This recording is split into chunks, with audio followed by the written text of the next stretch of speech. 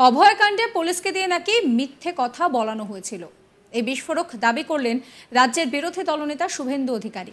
শুক্রবার 6 সেপ্টেম্বর কলকাতার মুরলীধর সেন লেনের দলীয় কার্যালয়ে সাংবাদিক বৈঠকে এই দাবি করলেন শুভেন্দু অধিকারী। রাজ্যের বিরোধী দলনেতা বলছেন যে রাজ্যের প্রান্তিক মানুষের কাছে বিজেপি এই ঘটনা পৌঁছে দিতে চায়। শুভেন্দুর দাবি, প্রান্তিক মানুষ সবাই তো ইলেকট্রনিক চ্যানেল দেখেন না, সবার হাতে স্মার্টফোনও নেই।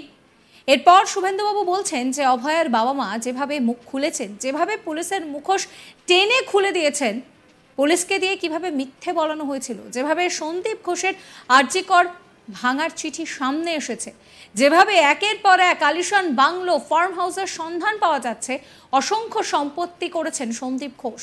সন্দীপ ঘোষের মাথায় এখানে কিন্তু এসপি দাসের হাতও ছিল, অর্থাৎ মুখ্যমন্ত্রীর হাত ছিল। শুভেন্দু বলছেন যে মূলত দুটো দাবি তাদের থাকবে। দফা 1, দাবি 1, মুখ্যমন্ত্রীর পদত্যাগ। এছাড়াও কলকাতার সিপি ডিসি নর্থ অভিষেক গুপ্তা ও ডিসি সেন্ট্রাল ইন্দিরা মুখোপাধ্যায়কে সিবিআই হেফাজতে নেওয়া হোক, কারণ বিরোধী দলনেতার দাবি এই 3 পুলিশ কর্তাকে হেফাজতে নিলে অনেক তথ্য বেরিয়ে আসবে।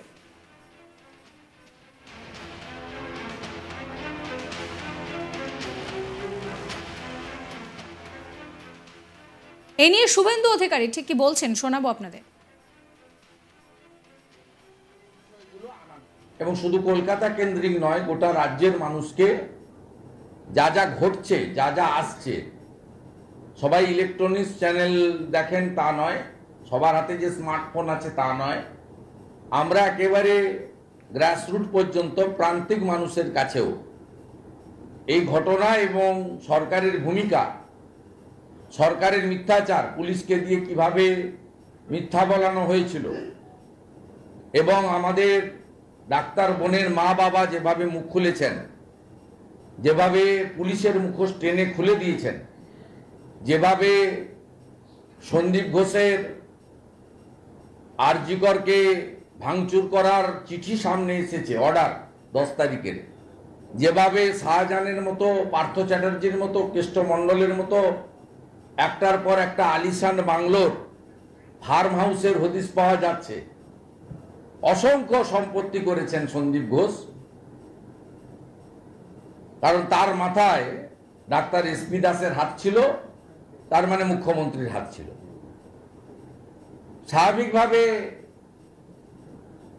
আমাদের সমস্ত রেল স্টেশন এবং বাস স্ট্যান্ডেও লাগাতার পথসভার কর্মসূচি আমরা ঘোষণা করছি। আমাদের এই মুহূর্তে justice for R G Kar, we want justice, এ তো থাকবেই। সাথে সাথে আমাদের দুটো মূল দাবি, যেটা আমরা ইতিমধ্যে বলেছি, আবারও বলছি, এই দুটো দাবির সমর্থনেই পথসভা বা আন্দোলন আমরা চালিয়ে যাব। এক হচ্ছে ব্যর্থ স্বাস্থ্য পুলিশ মন্ত্রী তথা মুখ্যমন্ত্রীর পদত্যাগ, যাকে অত্যন্ত জনপ্রিয় স্লোগানে পরিণত হওয়া দফা 1, দাবি 1, মুখ্যমন্ত্রীর পদত্যাগ। এটা আমাদের দাবি থাকবে সর্বাগ্রে। আর দ্বিতীয় হচ্ছে কলকাতা পুলিশ কমিশনারের অপসারণ কেউ কেউ চাইছেন, জুনিয়র ডাক্তারদের সংগঠনও চেয়েছেন, আমরা তার হেফাজত চাইছি। সিবিআই তাকে কাস্টডিতে নিক, কারণ তার পিতৃদেব এবং মাতৃদেবী আমাদের ডাক্তার বোনের, তিনি যেভাবে ডিসি নর্থ অর্থ দিতে গেছিলেন, যেভাবে পুলিশ তার ক্রিমিশন কস্ট দিয়ে দিয়েছিল, জোর করে বডি নিয়ে যাওয়া হয়েছিল, আমার কথা নয়। গত 2 দিন আগে আমাদের যে কর্মসূচি ছিল গোটা রাজ্য জুড়ে, ঘরের আলো বন্ধ করে রাজ্য জুড়ে আলো জ্বালো, প্রদীপ জ্বালো, মোমবাতি জ্বালো, যে যেভাবেই পেরেছেন করেছেন।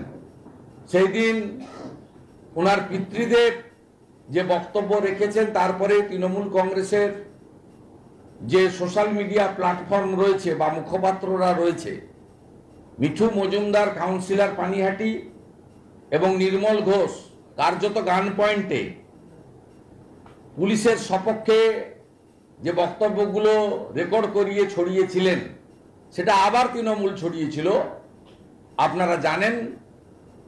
এবং তার উত্তরও আমাদের ডাক্তার বোনের পরিবার থেকে দেওয়া হয়েছে, যে কার্যত প্রেসার করে আমাদেরকে বলানো হয়েছে, এবং যেহেতু তখনও পর্যন্ত বললে তদন্তের স্বচ্ছতা আমরা আনতে পারবো, গতি আনতে পারবো। মুখ্যমন্ত্রী মমতা বন্দ্যোপাধ্যায়ের পদত্যাগের দাবিতে কলকাতার ধর্মতলায় চলছে বিজেপির ধর্ণা কর্মসূচি। 16 সেপ্টেম্বর পর্যন্ত চলবে এই কর্মসূচি। এর পরবর্তী কর্মসূচি ঘোষিত হবে পরে। কিন্তু তার আগে পুজোর মধ্যে বিজেপির ধামাকা প্ল্যান সামনে আনলেন রাজ্যের বিরোধী দলনেতা শুভেন্দু অধিকারী। শুক্রবার 6 সেপ্টেম্বর কলকাতার মুরলীধর সেন লেনের পার্টি অফিসে সাংবাদিক বৈঠক করেন তিনি বলেন যে পুজোর সময় মানুষের যাতে অসুবিধে না হয় তার জন্য রাস্তায় থাকবেন বিজেপির কর্মীরা। শুভেন্দুবাবু আরও জানাচ্ছেন যে মুখ্যমন্ত্রীর পদত্যাগের দাবিতে কলকাতা সহ রাজ্যের বিভিন্ন পুজো মণ্ডপের বাইরে থেকে দলীয় কর্মীরা যারা ঠাকুর দেখতে এসেছেন সেই সমস্ত মানুষের থেকে স্বাক্ষর সংগ্রহ করবেন। একই সঙ্গে তিনি জানান যে আরজি করের ঘটনার পর তৃণমূলের বহু নেতা, মন্ত্রী, সাংসদ তারা নারী বিদ্বেষী মন্তব্য করছেন। সেই তালিকায় যে 10 জনের নাম রয়েছে তাদের নাম সাংবাদিক বৈঠক করে তিনি উল্লেখ করেন। কি বলছেন তিনি শোনাবো।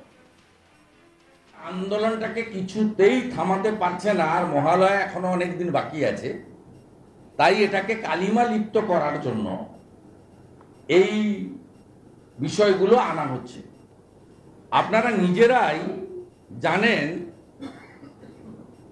এই চলাকালীন, এই ঘটনা এবং আন্দোলন চলাকালীন তৃণমূল কংগ্রেসের নেতারা মহিলাদের সম্পর্কে যারা যারা বলেছেন, উদয়ন গুহ, তারপরে টিএমসি স্পোক্সপারসন যার নাম আমি বলি না আর যার কথার উত্তরও দিই না, 3 অরূপ চক্রবর্তী এমপি বাঁকুড়া, 4 কল্যাণ ব্যানার্জি এমপি শ্রীরামপুর, 5 জয়প্রকাশ মজুমদার মানে যিনি করিমপুরে লাথি খেয়েছিলেন, 6 কাকলি ঘোষ দস্তিদার, তিনি আবার থুতু ফেলে নিজেই থুতু তুলেছেন, আর 7 হচ্ছে কাঞ্চন মল্লিক বিখ্যাত, আমরা অবশ্য ডাক পাইনি ওনার তৃতীয় অনুষ্ঠানে, 8 বিকাশ রায়চৌধুরী এমএলএ শিউড়ি, 9 এও আরেক যন্ত্র পুলিশের স্ত্রী, কোথাকার একটা এমএলএ, তার নিজের সার্টিফিকেট জাল, আমার কাছে কাগজ আছে,